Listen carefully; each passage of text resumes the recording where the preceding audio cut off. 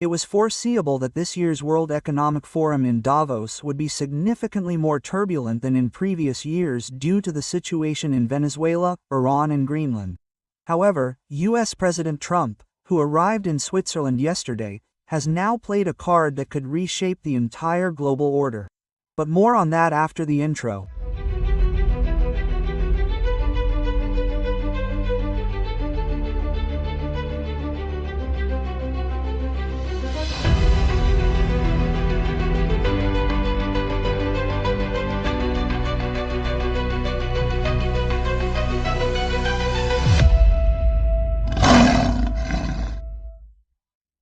Yes, after U.S. President Trump was able to largely pacify the Gaza war last year through an agreement between Israel and Hamas, he also set up the so-called Board of Peace as part of the ongoing stabilization measures for the Gaza Strip.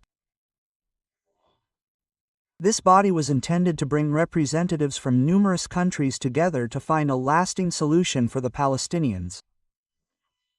On January 15, exactly 1 week ago, the White House announced that they would establish the Peace Council on January 22, today, as part of the World Economic Forum in Davos. It has now become known that the Peace Council will by no means be limited to the Gaza conflict, but will instead be the central body in which the United States under Trump will consult with other countries, primarily to resolve global conflicts. Trump will be the chairman of the Peace Council for life, and he can invite other countries to join, which, unlike the UN, would then be directly represented by their head of state. The Peace Council's charter stipulates that it will be an international organization that works to promote stability, restore reliable and legitimate governance, and secure lasting peace in conflict-affected or threatened areas. In other words, Trump is replacing the United Nations, which he has long criticized as ineffective, with a new body headed by him, which has naturally caused a stir in the entire Western press. Donald Trump's rogue title, for example, Die Deutsche Zeit. Yes, Trump has repeatedly emphasized that the United Nations passes strongly worded resolutions in global conflicts, but is almost never able to enforce them, which means that they are nothing more than empty words without consequences.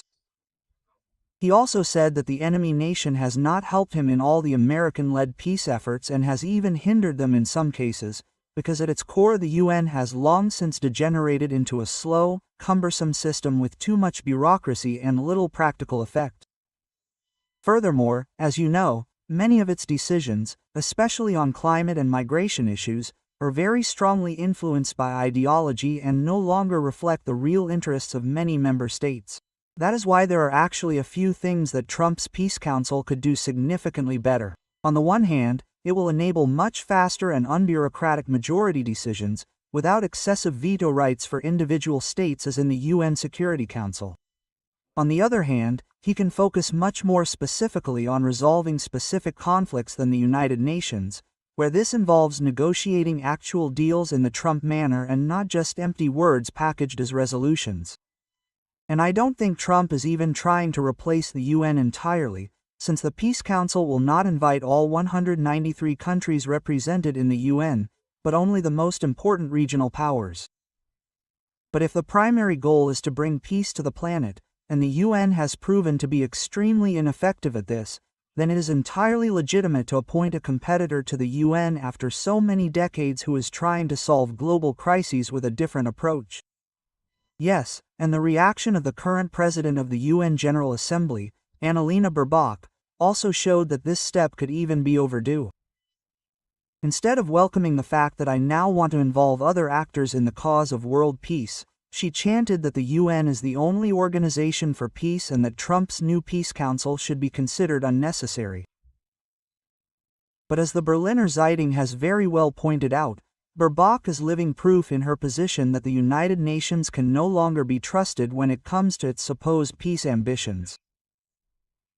The fact that they have chosen the extremely unpopular former Foreign Minister Baerbock as president has not gone down well with many member states, because Baerbock had made headlines in 2023, for example, when she announced as federal foreign minister before the Council of Europe that Europe was waging a war against Russia, thereby stoking fears of a world war.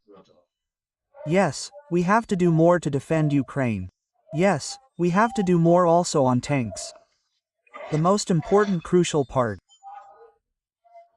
Together.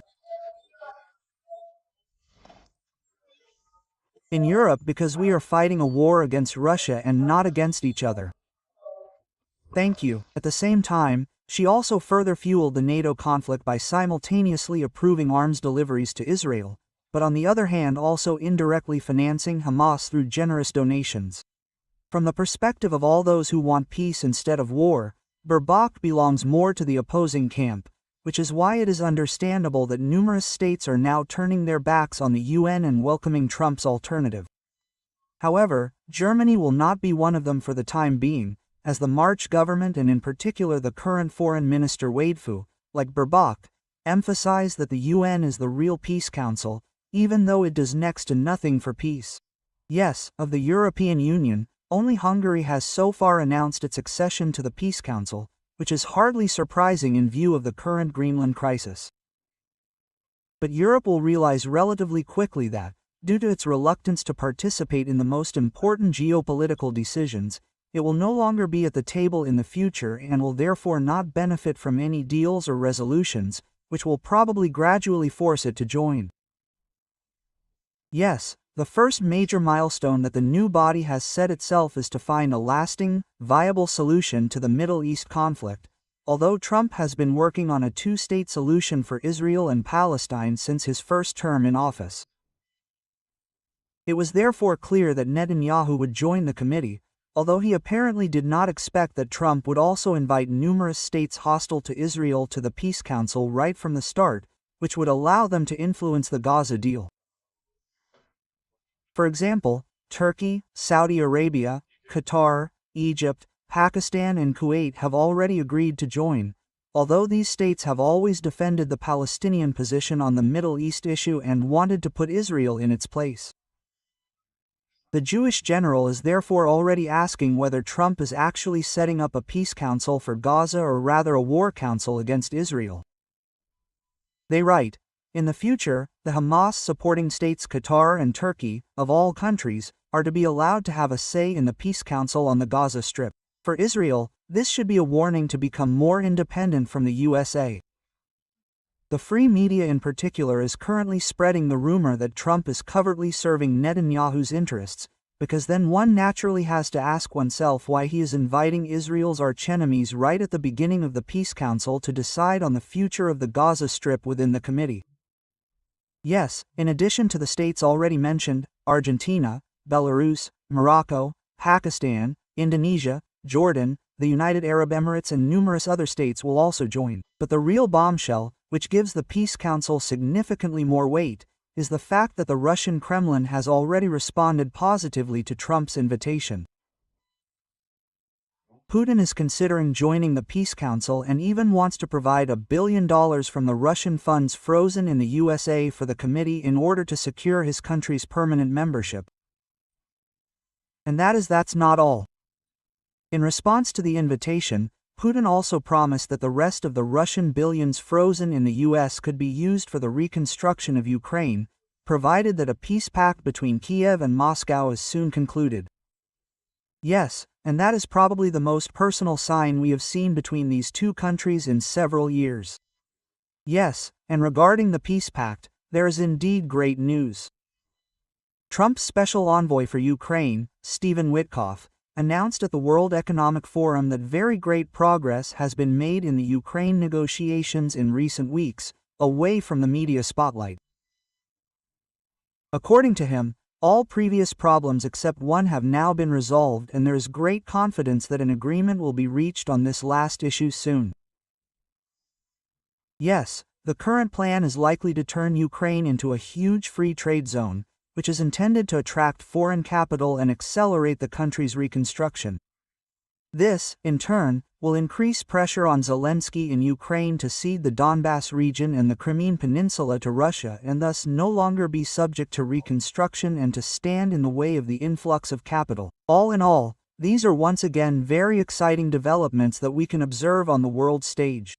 The United Nations is facing competition, and its narrative that unfortunately nothing can be done for world peace apart from doctrinal words is being officially put to the test. Solutions for Gaza and Ukraine are already beginning to emerge. I believe that 2026 could be the year in which many external threats that we have long since become accustomed to suddenly disappear, forcing the West in particular to look inward again and solve the crises there surrounding migration, the economy, and security. And one only has to look at the one-sided reporting of the German press landscape on the Peace Council to realize that we have a huge problem in this country with the media, which apparently simply disseminate the position of the current government instead of fulfilling its original mission of questioning the government and protecting the people from harm by disseminating information. That is why we, the free media, are trying to build an independent counterbalance to this media cartel, and I would like to thank everyone out there for their support, who voluntarily supports this goal so that we can continue without GEZ billions or advertising deals. Yes, if you would like to support the work behind these videos with a voluntary contribution, you will find a PayPal donation link and an account number in the video description directly below this report. Yes, I would be happy if you tune in again for the next report. See you then, have a nice day or evening, depending on when you watch the next video. Ciao!